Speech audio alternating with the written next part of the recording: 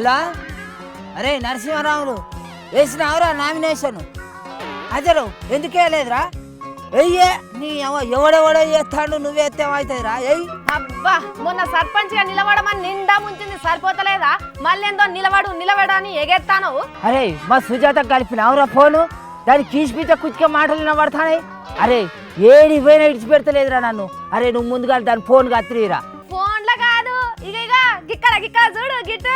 అబ్బా, ఈ రాయితో తలకి వాళ్ళ కొట్టుకొని సావనా? ఏడికి పోయినా ఎంబడి పడి వస్తాంది.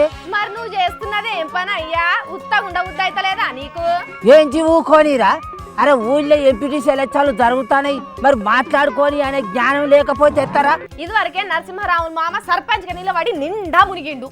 అందుకే కదా ఇప్పుడు మళ్ళీ ఎంపీటీసీగా నిలబడమని అంటానా. ఎందుకు? ఉన్న 20 గుంటలు కూడా అమ్ముకునే తానిక. ఓడిపోయినాక వాళ్ళ ఇంట్లో ఎంత లొల్లైందో ఎరికేనా నీకు? ఏమైంది? మంచిగానే ఉన్నారు. నీ తలకే ఉన్నారు. నీకేమందావు సర్పంచ్ ఉన్నాయని నమ్మినావని చీపురు కట్టతో కొట్టిందట. అరే అయితేనే గాని ఇప్పుడు అసలు ఏం ఉండదురా, నువ్వు పైసలు ఏం పెట్టకు. సర్పంచ్ ఎన్నికలప్పుడు కూడా గట్లనే అని ఎన్కుండి ముందడికి నువ్వుకేసి బొక్క బొర్ర వాడేటట్టు చేసినావు. ఎకరం భూమి అమ్ముకునే తట్టు అప్పులు లేపించినావు. అరే నేనేమన్నా పైసలు పంచమని నా పిల్లవాడిని, నువ్వు బలేదాని ఉన్నట్టున్నావు. వాడే గీంత పచ్చకుంటే ఎట్టనే అని ఏతలో పోయి గోతుల పడ్డాడు చేసిండు. అరే అంతే నా కాదురా. మరి అప్పుడు మంచితేనే గెలవనోడు ఇప్పుడు ఎట్లా గెలుస్తాడే?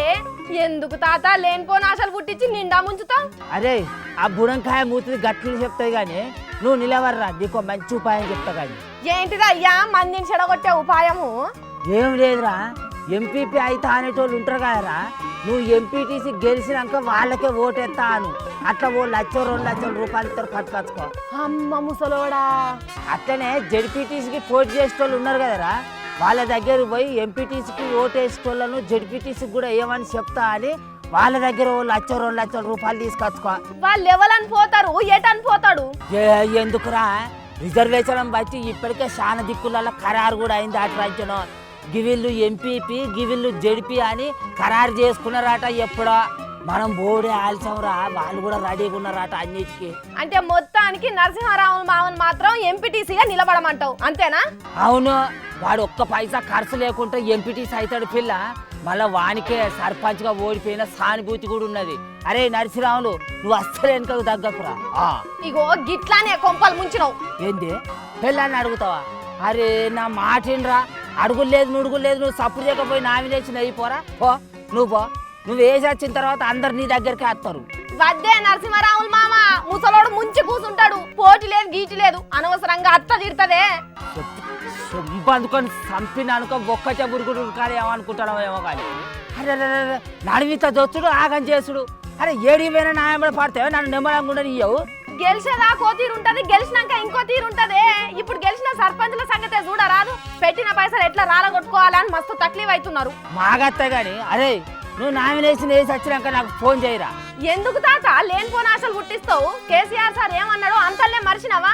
గ్రామాలల్లో అవినీతి అన్న మాట లేకుండా చేస్తా, అవసరమైతే సర్పంచ్నే పదవిలో లేకుండా చేస్తానన్నాడు. అవును అన్నాడు. అయితే ఏంది ఇప్పుడు?